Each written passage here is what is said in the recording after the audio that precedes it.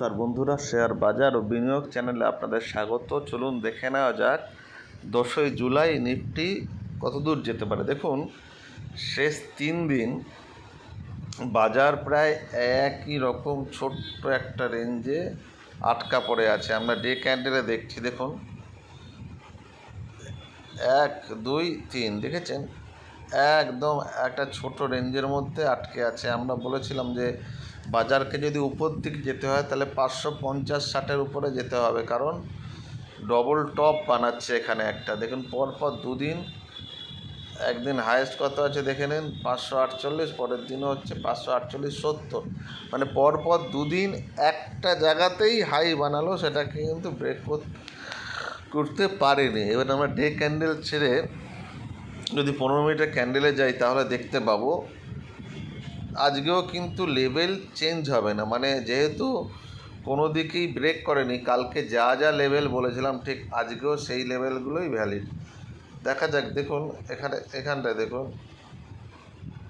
বাজার ওপেন হয়েছে, এখানে দেখুন 514 এই লেভেলে একদম পুরো আমাদের যে রেঞ্জটা আছে, যেখানে ধাক্কা খাওয়ার জায়গা বা সাপোর্ট নেওয়ার জায়গা, এখানে সেইখানে খুলেছে এবং চেষ্টা করলো বাজার এই জায়গায় দেখুন 550-এর কাছাকাছি, আর 548 ব্রেক করলো না। মানে আগের দিনে যা হাই ছিল সেখান থেকেই রিজেকশান এলো, একদম সেখান থেকে রিজেকশান এলো। যদি এটা ব্রেক করতো 550টা তাহলে একটা মুভমেন্ট আমরা দেখতে পেতাম, কিন্তু সেটা না হয়ে পর মুহূর্তে চলে এলো এবং আবার সেই রেঞ্জের মধ্যে ঢুকলো।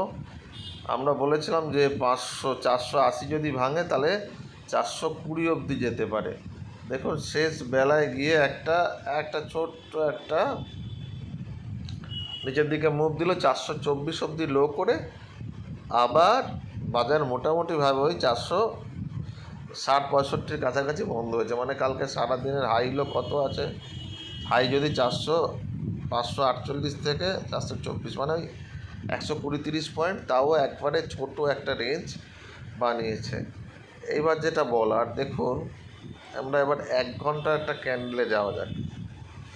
1 ঘন্টার ক্যান্ডেলে গেলে বুঝতে পারবেন যে বাজারের প্রতিদিনের যে ছোট ছোট ক্যান্ডেলগুলো বানাচ্ছে তার আপার আর লোয়ারের জায়গাটা আপনাদের কাছে ক্লিয়ার হয়ে যাবে। দেখুন এখানে সারাদিন চলেছিল, আগের এতে এইখানটা একটু উঁচুতে গেছে, কিন্তু গেলেও একেবারে একটা রেঞ্জে যতক্ষণ না এই ব্রেক করছে, মানে 550 আমরা ভুলেওছি কালকে, তার উপরে 550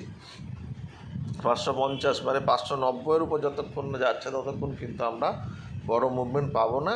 আমাদের ডে ক্যান্ডেল মানে 1 ঘন্টার ক্যান্ডেলও সেই কথাটাই বলছে, এবং এই একটা ঝটকা দিয়েছে শেষ বেলাতে নিচের দিকে। আজকে কি হবে সেটা আমরা একটু দেখে নিই।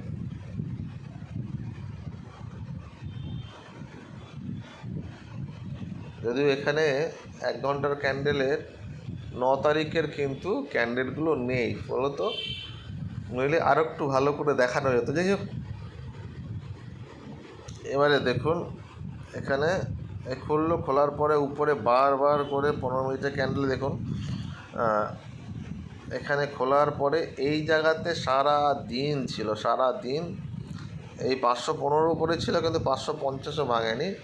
প্রায় 2 থেকে 3 ঘন্টা এখানটাতেই কাটিয়েছে, তারপরে শেষ বেলায় নিচে একটা ফল করেছিল, এবং সেটা হচ্ছে এই যে লেভেলটা আছে এই লেভেলের মধ্যেই রয়ে গেছে।